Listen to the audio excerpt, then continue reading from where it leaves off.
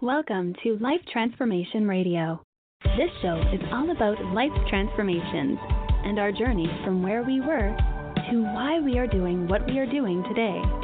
We will discuss the hiccups, the roller coasters, and the blood, sweat, and tears that has been poured out while discovering our purpose. It is all about our transformations. Here is your host, Sean Douglas.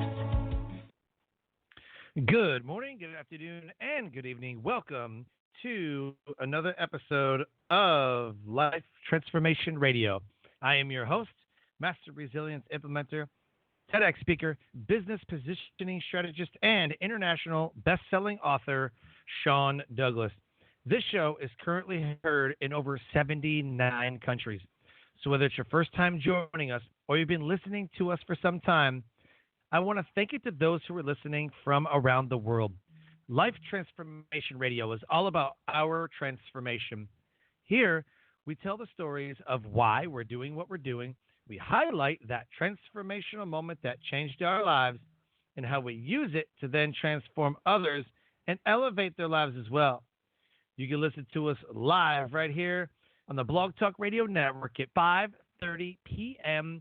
Eastern Time. You can join our Facebook group, Life Transformation Radio Community, and never miss an episode by subscribing wherever it is that you listen to podcasts. Life Transformation Radio can be heard on Apple Podcasts, Stitcher, Spreaker, Spotify, TuneIn, Player FM, Radio Public, Overcast, Castbox, the Himalaya app, Google Play Music app, the Pandora, and now we are live on YouTube. Subscribe to our YouTube channel, Life Transformation Radio. On the show, my guests are entrepreneurs, speakers, business owners, podcasters, authors, amazing human beings that are impacting the world around them. My guest today does exactly that. If you have any questions for any of the guests that I bring on the show during our live broadcast, call us up and be a part of the show at 657-383-1109. Again, the number is 657-383-1109. And with that, please help me welcome to the show my guest for today, my friend, Logan Fields. Logan, welcome to Life Transformation Radio. Sean, hey man, I am excited to talk about What a great intro.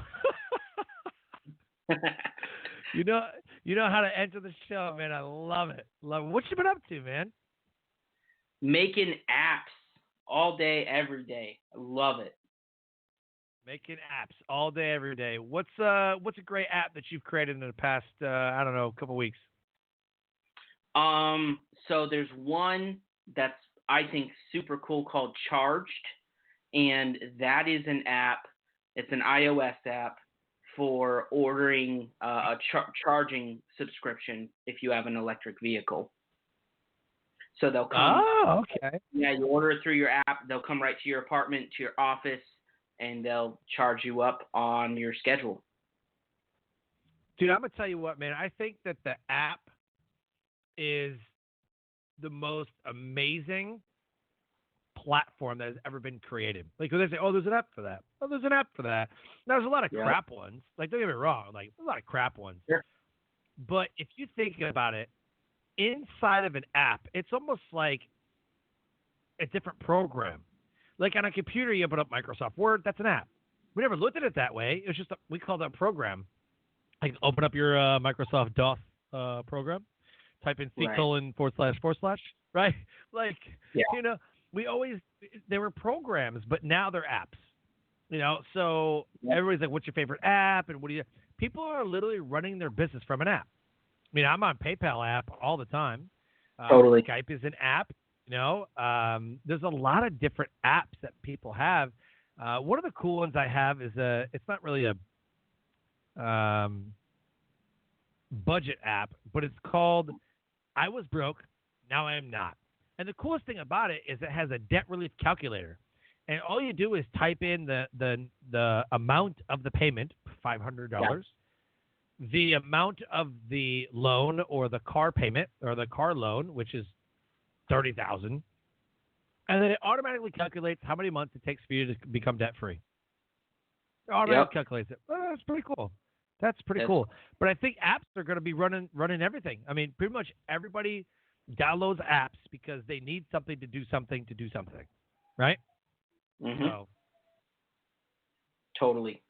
Yeah, apps are, I mean, they're everything right now.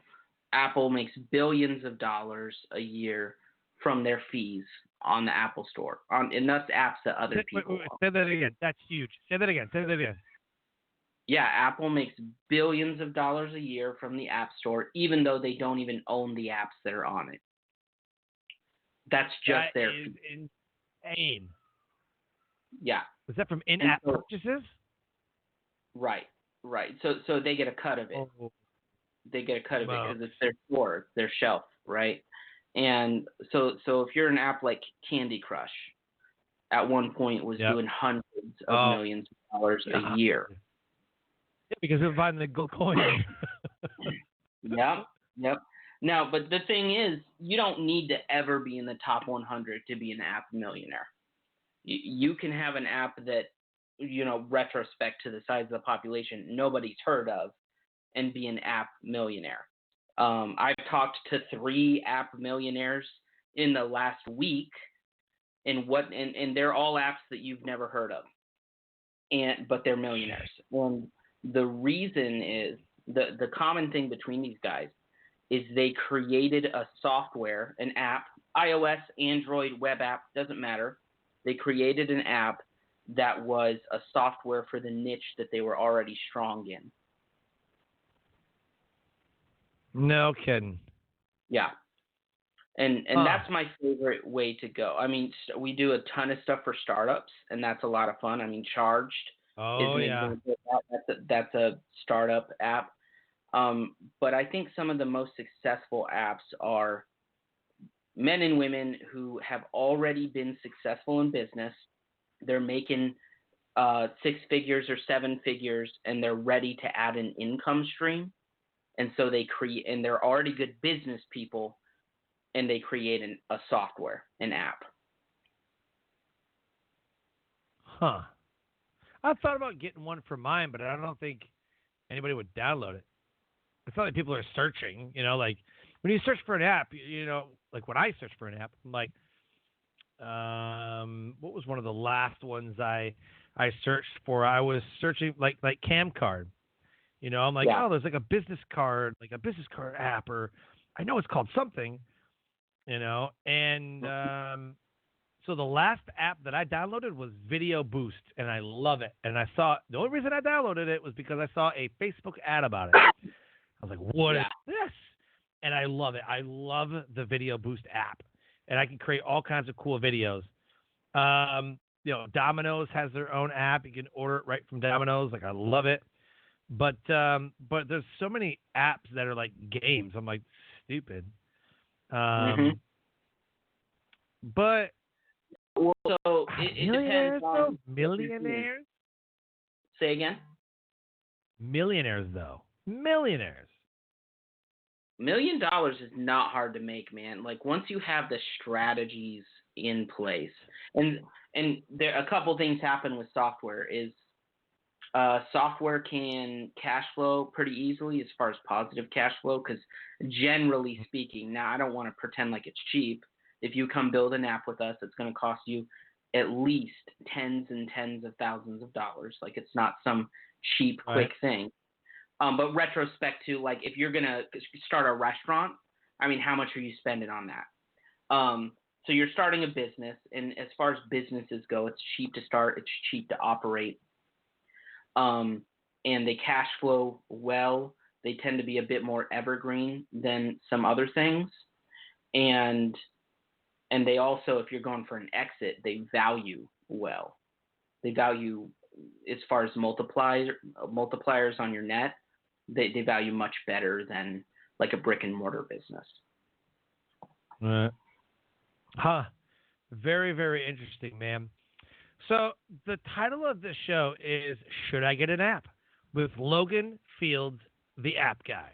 He is the founder and creative director of The App Guys and has helped almost 100 new apps go live on the App Store and Google Play. After starting the app guys in 2015, Logan eventually built the company to a staff of 25 and has worked with major influencers like Ty Lopez and Alex Mehr. You can look at his website, loganfields.com, Facebook, LinkedIn, right there in the show notes. Connect with him, send him a message, let him know that you heard his episode of Life Transformation Radio. My friend, the first question I have to ask you, and I can't wait to get your answer to this, is why? Why apps? Why do you do what you do? Yeah, so I mean, the reason I started is before I went into business, I wanted to do my own app. And so I went and I was making no money before, like at all. So I had to go get it funded. I had to raise funds. I did it through an Indiegogo campaign, kind of like Kickstarter. Yo, I remember Indiegogo. Yep. Yeah. And so I raised enough money to do my beta version. And through that, I learned about, and this is in 2014 that this is happening, and I learned a lot about apps and just saw the opening in the market. And so I started the App Guys. And what I love about it is I am connecting with awesome people that are really good at business and they're starting cool stuff. I mean, it's new stuff all the time. And I actually do invest in a lot of these softwares I will personally invest in. And so long term, that's going to be probably in the next 5 years, it'll probably make more money for us than our agency fees. Heck yeah. Yeah, I love it. Heck yeah. So why should someone get an app though? You know, there's guys like I had the Zig Ziglar app at one time, and I was like, oh, I'm gonna watch all his videos, I'm gonna learn, but like no new content got uploaded, it hardly even worked. So I'm like, this is stupid, and I just deleted it. Yep. Classic mistake. Well, one, he was probably a bit early. Is part of it as far as his type of app, an influencer app. Now is the time. Yeah. Like as in the last 6 months is about the right time. A year ago, 2 years ago, 5 years ago, too early for like a personality based app. And so, but part of it, like you said, is you have to keep the content fresh. So here's the thing: it's different. First of all, not everybody should have an app. And if somebody gives me a call and wants to, I'll give my honest advice. Like I'm not going to just try to get you to spend all this money if you could do better with just a Facebook page. I'll let you know. I remember when a Facebook page was all you needed, and you didn't even need a website. You're like, I just have a Facebook page. You're right. Right. Yeah. Not anymore though. So like for example, churches don't need an app. They don't need it. What are you gonna do? Like you can put your sermons on there. Everybody's they don't need to go on an app to listen to sermon they were there for. Our church has an app where people sign up for like, hey, we're gonna have this get together, we're gonna have this extravaganza, whatever. Sign up on the Bridge Church app, and that's how they get their sign ups. And you can actually watch the sermon live through the app. You can watch it on a desktop, like at the website, or if you have the app, you can actually watch it on the app. You can actually watch the sermon on the app, and then all of the sermons are uploaded a couple of days later. So you can watch any sermon you want. It's all on there. They have a huge library. They have all kinds of information. You can sign up for classes. You know, when the kids' service is, like we use the Bridge app a lot. We go to the Bridge Church in North Carolina, and it's a really well done app. Yeah, and so like in that case, if they're engaging you a lot through event signups and stuff, because they're clearly an event-heavy church, which not every church is, that makes sense. But they're putting their in that basket. I think the average church, which is less than 200 people, and I'm assuming just from what you're telling me, tell me if I'm right. Is that church a big church? Oh, yeah, it's like 1,700 or so people. Okay, yeah, and I could tell just from what you were saying. that's an exception. Most churches are not even close to 1,000 people, and Right. they're not doing enough events and stuff to merit it. But that said, you asked me, why would someone want an app? If you are in an industry and you can do something, create a software to automate a manual process, that's a great way to use the app. Even if it's just internal, if you can cut enough man hours or enough leakage in a manual process, whatever it is, then you can pay, the app can pay for itself. If you're ready to create something that is a new income stream, then create it for your industry and sell it. That's awesome. If you're like a coach, like Zig Ziglar, again, like I said, he was too early. He wasn't updating the app with content, or his organization. Right. That was a problem. No. Now is the time for coaches, authors, and speakers and podcasters to have an app. Now that said, and I'll tell you why. First of all, you do need to keep the content going. Okay, there's not some, hey, pay this amount of money and then you're good forever. Doesn't exist. Never going to exist. You have to keep nurturing the audience. But here's what's happening. For example, I have 20,000 followers on LinkedIn. That's cool until LinkedIn does whatever with their algorithm, and then engagement drops like a freaking rock. And it happens to people all the time in their Facebook groups, all the time in their pages, where they will be doing things to nurture an audience, and they're doing a good job with content. But, hey, it's not your platform. There's a little 1% change in the algorithm, and now you are screwed, period. You're taking a dip, and there's nothing you can do about it. So if you're a coach, if you're a content-heavy business influencer, podcaster, coach, whatever, have an app, because you can control that. Now it's your audience. It doesn't matter what Facebook does. It doesn't matter what LinkedIn does. I'm not saying to ditch those places. That's not what I'm saying. You should be those places. But I am personally, like, go on Google Play and App Store or App Store right now. Type in Logan Fields. I'm coming up. If you're listening to this, I'm just wondering what comes up when you type your name into the App Store or Google Play, right? That's cool. Probably nothing. Right. Yeah. Or someone else. And, or something weird. And so there's a lot of credibility there, but also now I have control. Like, as long as I keep the good content coming, then I am going to keep that audience at a high engagement level for as long as I want, and I'm not beholden to somebody else's algorithm. So that's a big reason to have a personal branded app if you're a business influencer. Yeah. So, lucky for me, Sean Douglas is also Michael Keaton's son. So when I search Sean Douglas in the Google store, all of his music and stuff comes up because he's a singer-songwriter, like a Grammy-winning singer-songwriter. So that comes up, but that's it. It's only like two things. Gotcha. Yeah, my SEO sucks, man. That dude dominates it all. I don't know how. Like, we have the same name. Like, I don't know. Whatever. So yeah, I mean, I think that's a lot. I think people have that question, like, well, should I get an app? Like, I don't know. Like, not really sure. And, so I think that.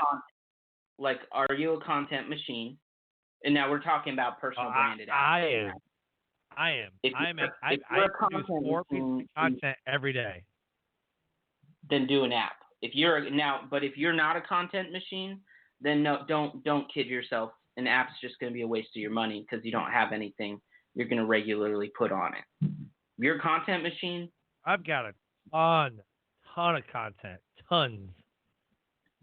Yeah, then an app makes sense. Like, and a couple new things happen aside from what we've talked about. So you can do, I did mention the credibility, right? So someone like you, podcasters, things like that are likely to eventually get on a stage. Well, you're a TEDx speaker. So you can get on a stage. Yeah, I speak 20, 25 times a year. Yeah, I speak 20 to 25 times a year. No nice, problem. right. So like someone like me, someone like you, I can get on stage and I can, at the end, I can say, go to loganfields.com. Okay, cool. I have my own domain name. You're going to remember it. It's a strong one. Or I can say, go download my app on the App Store or Google Play. Just type in Logan Fields. Less people are going to do it because it's a higher barrier action. But now I've also just qualified people a little bit harder. And now they download my app. I then have their email because they create an account. And I now have access to what's called zero barrier marketing. Zero barrier marketing is push notification. A push notification comes up on top of somebody's phone. Even on a lock screen, it comes up. They don't have to open an email. They don't have to play a video, nothing. Zero barrier marketing. You come up right on their phone. Super, super valuable. Wait, wait a minute. Don't people have to like search for the app? Because when I look for apps, it'll be like 100 people downloaded this, or it'll be like 1,000 or 10,000 or 50,000, 100,000, a million. I guess I don't understand. No. Type in my name right now. Type in Logan Fields. It's gonna come right up. Okay, so Google Play, Logan. Worst case scenario. Logan Fields. Logan Fields, the app, guys. Yeah, there it is. Worst case scenario, you have links on your. Well, I mean, I have links on my Facebook page and all that. Yeah, but Logan Fields, the app, guys. It comes right up. Mhm. And let's say that I for some reason was 3 or 4 or 5 or 6 down. What's going to happen is somebody already searched, right? They typed in my name. They're going to scroll a little bit. So now the worst case scenario is you've actually gotten them to take a 4-second action instead of a half-second action, which that's actually a deeper touch in that point. So them having Go ahead. Yeah, when I search for your name, 1, 2, 3, 4, 5, 6, 7, 8. 8 out of the list, right? Like I'm showing 8 already there. So even if you're 6, 7, or 8, like you're still gonna come up like in the field of view, because I'm looking at 8 apps right now. Those are all apps that have been created by the app guys. That's why those are coming up. Yeah. But exactly. And so if people have to scroll a little bit for you, they've actually taken a deeper action, and now you're qualifying the prospect, the lead, even more at that point. They're engaging. You know what I'm saying? Yeah. Oh yeah, it's a good way to look at it. Yeah, I didn't even. Yeah. But so how do I get people to download the app? Just by anything else, marketing and Facebook ads and like all that stuff. I mean, it's the same thing. It's essentially the same thing as like buy my book. Well, download my app. Like the same thing, right? Yeah, you're just pointing in a different direction. That's it. That's the only difference. Okay. Yeah, and I also like to do something called beta test marketing, where you get your app out. So technically, my app is in beta right now. It's not been out long. It's one of our template apps that we do for coaches, authors, speakers, podcasters. And so what I do, and what I recommend other people do, is you release it, and then you say, hey, who is willing to beta test my app? And give me some super honest feedback. And first of all, you get some great feedback. You're able to launch really quickly because you don't have to quadruple check things. Like, it's not horrible if something's wrong because it is a beta and people know that. And now you're getting them to engage really deeply because they're like helping you with the app. And then you market it even more, but you front loaded it with users that have helped you and engaged with you and might buy from you. Got it. Very cool, man. The whole show is about transformation. Hmm. And usually there's an event or a time and a place that happens that puts us on the path to what we're doing today. So, what has that been for you? Give us a moment in time, the transformational moment that changed your life and put you on the path to what you're doing today.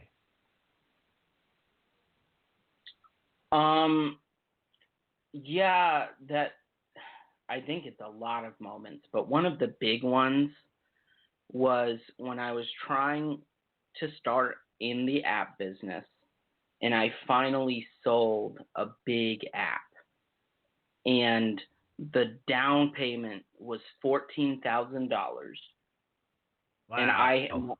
and at the time, so I was a youth pastor before, and when I was a youth pastor I was making 36 grand a year, no benefits.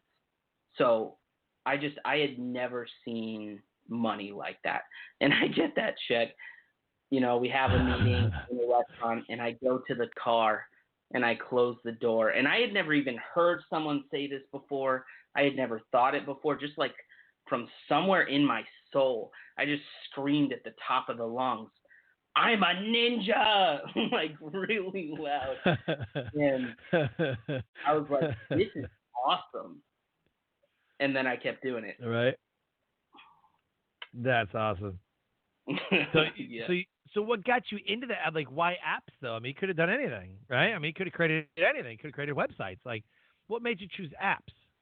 They were more interesting to me. Websites Okay. just, had been around forever. And I was also not super technical at the time. So I wasn't going to be able to come in, even hiring staff and stuff. I wasn't going to be able to come in and lead a company to compete on graphic design or web or something that was a little bit just bloated already, infiltrated, and the app space. There just weren't that many. I mean, I've been around a half decade now, 5 years in the app world. In the app world, that's a long time. That is not an old business. So we were as far as the market goes, we were pretty early, and there just wasn't a whole lot of competition. I kind of fell into a good name, the App Guys. So anytime somebody wants an app, they remember the App Guys. It clicks, it sticks, and yeah, it was just interesting, man. You get to do all this new cool stuff all the time. It's awesome. Yeah. So what sometimes like my tile guy, my whatever guy, my car guy, my whatever guy, like you have a guy for that. Mm-hmm. You know? Yeah. I got to go to my travel guy. I got to go to my whatever guy. And so it was super smart of you to say my app guy. The app guys. Like that's, Yep. you know what I mean? Because that's what you say normally. Uh-huh. So Exactly. Very cool for you, man. Very cool for you. So now you're elevating the world around you. You're working with some of the largest, influencers in the business. I mean, I don't care for Ty Lopez or anything about him or any of his stuff, but everybody else is cool that you've worked with. I'm just not a big fan of some of those guys. Well, now a big influence. I don't think of him. Now you got me curious. What's your hang up over there with Ty Lopez? So I just don't think he's professional. Okay. I watched a video about his 67 days or 67 something of whatever video. He's selling a course. It was like if you do 67 things or 67 whatevers, right? And he's eating a bowl of freaking peanuts and chewing in the microphone like, yeah, guys, you got to do this. Clonk, clonk, clonk. I'm like, what the hell is he eating? And it was completely disruptive. And he's like, let's take a tour of my house, because I have an awesome house. Uh-huh. Like, this guy is a cheese ball, man. Like, this guy just, ugh. And then the Let me famous see if I video that's can online is change like, your look at mind. my cars and look at my books in my garage. You know, like I Let would me see rather if I watch can change your anything mind. else. Huh? Let me see if I can change your mind. So I went to his house. He brought me in to teach a course. It's on Knowledge Society. It's called How Logan Fields Started a $3 million App Development Agency, something like that. And so they brought me in to teach. And, I was a half fan, like not really into the whole flexing thing and the girls everywhere and stuff. That's not really my vibe. MTV Cribs. Like, yeah. Yeah, that's not my vibe. So I walk in and I'm expecting everybody to be kind of an LA douche and, just, I don't know, there to be an orgy in the other room or something like that. These were some of it was a very interesting balance. His staff were all just laser focused, but they also all took a moment to like genuinely stop, look me in the eyes and connect with me. And it wasn't fake. Like they were just authentic, hardworking, genius people. And I was just really, really impressed with the operation. So that was my experience. Now, I wouldn't personally do the type of marketing that he does. I understand why it works. Like, I get the psychology behind it. And I'm not into, and I don't advocate for his lifestyle necessarily. But I think what he does, I do think he has integrity. I think you can tell the level of his leadership from who his staff is. I had a great experience there. Yeah. I don't know, man. I've heard, you read the stuff online. You read the stuff online about, Ty Lopez getting sued for, Dean Graciosi back in November or December got sued for $440 million, for some of the cheese ball stuff that they were doing. And it seems like the influencer, bro marketing, all that stuff, that type of, behavior, eventually gets found out. So many people think that Ty Lopez is a scammer. He just scams people's money. I'm like, the guy is selling something for $67. It's not like he's only selling a $10,000 program. Like, literally, the guy's got a $67 product. If you go broke buying a $67 product, you have way more problems than just buying something for $67. Like, you have a lot of problems. If $67 breaks the bank, it's not like he only has $10,000 programs or $100,000 or $50,000 programs. So I don't know. I don't know about a scam, but I heard that he was caught up in some kind of a lawsuit or some kind of, I don't know. It always says when you get to the top, people try to come after you when you get to the top. But I don't know. I just for a while. That's the thing. Every president is sued. Doesn't matter if you're a Democrat or Republican. All the senators are probably being sued. All the MLMs are being sued. Like Nike's being all sued. The MLMs always get sued. They always get sued. All the MLMs always get sued. Like that's a thing. That's an MLM. Like they always get sued. Yep. And I was in one called Monavie, right? Monavie was started in like 2005, 2006, like something like that. And any time Orrin Woodward or Dallin Larson start a company, you bet your ass it is an MLM and they're going to scam the crap out of you. And they've started like 3 companies, and one of them they started a long time ago called Amway.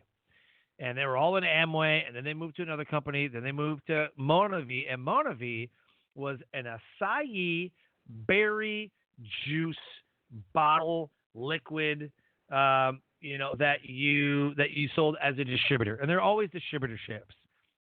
Unique Makeup is an MLM. Mary Kay is an MLM. Tea Light Candle Parties, MLM.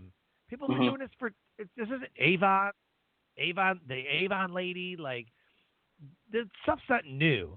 LuLaRoe's the biggest one. They're kind of, I think they're pretty much shut down now, but LuLaRoe forever. LuLaRoe was like, oh my God, I got to have these LuLaRoe pants.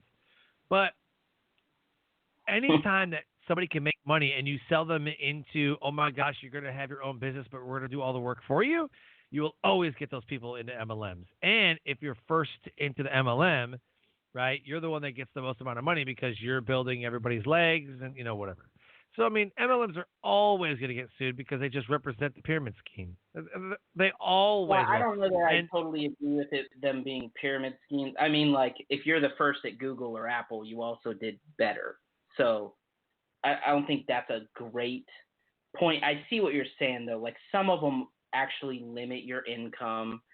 And all of them, I mean, it's pretty common to be like, their presentations are helicopters and private jets and drinks filled with diamonds or whatever. And I think that's trashy. I don't think that's great character or integrity, but I don't think that makes it a pyramid, personally. Right. I think a lot of people, now I would never do well in an MLM because I want to build my own stuff. I don't want to be boxed in. Right. But I think it's good for a lot of people. I don't want to peddle products.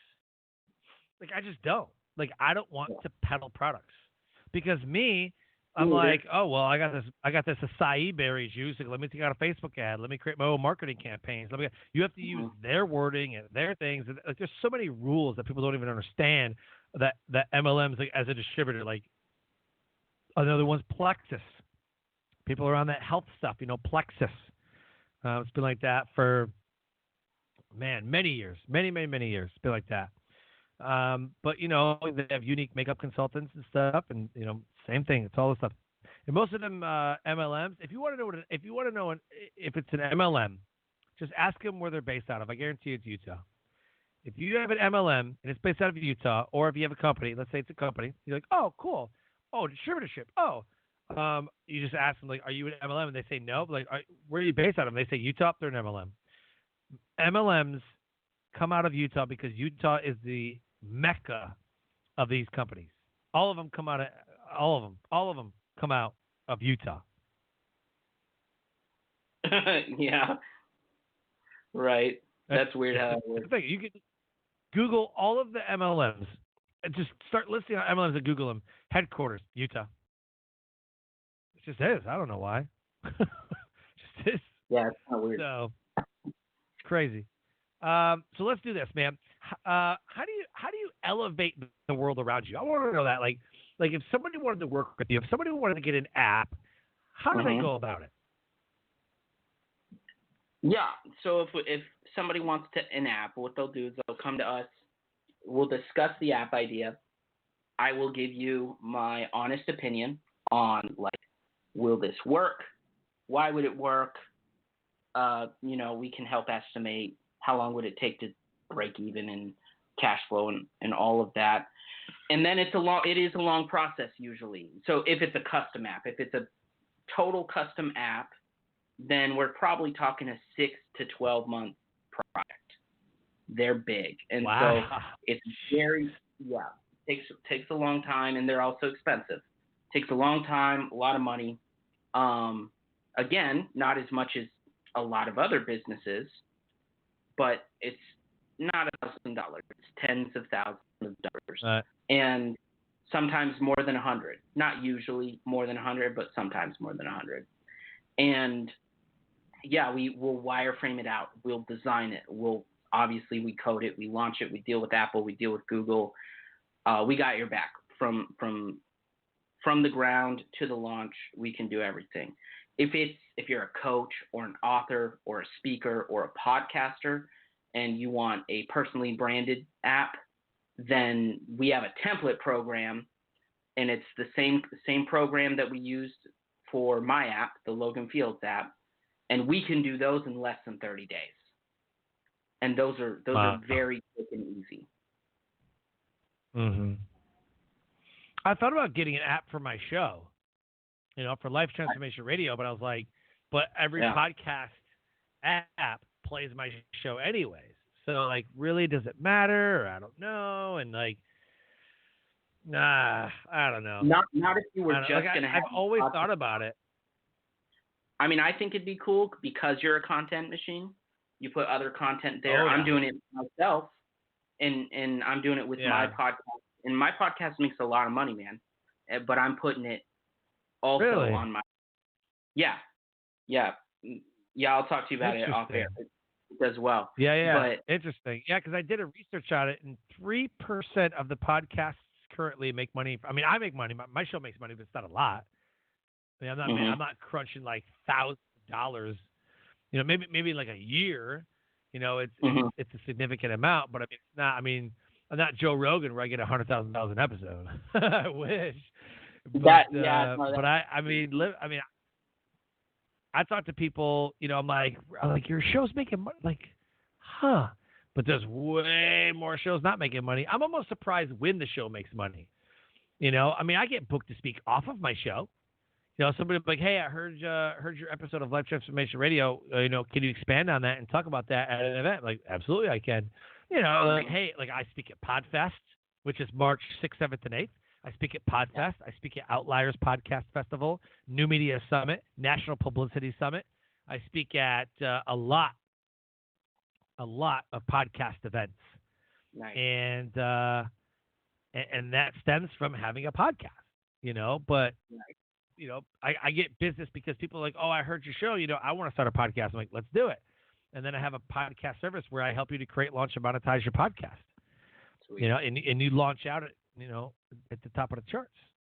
So that, in a sense, is how, you know, I do the money. But man, some of these shows I don't like. Oh yeah, $50,000. Like, shit, crap. You know, but you get real creative with it, man. Podcast is so new. You get real creative with it. You'd be surprised. Be surprised how much money you can get. So big time. Yeah, man. So where do people go? If they want to have a app built by you, do they go to loganfields.com or how do they get connected with you?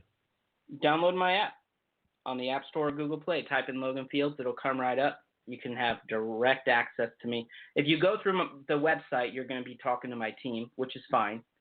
You want to talk directly to me, download my app. It'll come right to me when you send a contact request.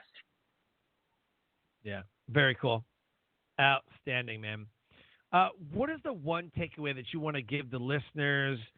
If they don't listen to anything else of the show, let's end the show with giving them a takeaway. What do you want them to know and understand or to do with this knowledge, with this episode? Yeah, ultimately, this isn't about apps, right? Ultimately, what you and I are talking about is content creation. So the takeaway should be a content machine. Pick whatever medium is best for you to start with. You don't have to do everything right away. Podcast, articles, whatever. Podcast is for sure one of the best things to do. Sure. I think, like, by a long shot. Right. Be a content machine. That's it, man. Flood the market. Be a content machine. Create, man. Outstanding. Dude, we got to talk offline, man. I'm real interested in what you offer, and I've been thinking about it for some time, man. And I leading up to the show, I was like, 2020, man, new decade. You know, I got a ton of content from the last 5 years, so I fill the app, man. But I appreciate your time, man. You have an awesome podcast. I absolutely love what you do, and I hope we can do it again soon. Awesome, Life man. Hey, thanks for having me. Absolutely, man. Life Transformation Radio listener is an amazing guest impacting the world around him. If anything resonated with our conversation with my friend Logan Fields and the show, please connect with him at loganfields.com. Loganfields.com. Facebook, LinkedIn, right there in the show notes. Connect with him and send him a message. And I close the show by saying, live your brand. Find opportunities every day to live out the core values that you hold deep in your heart. And I call this living your brand. So until next episode, live a great life.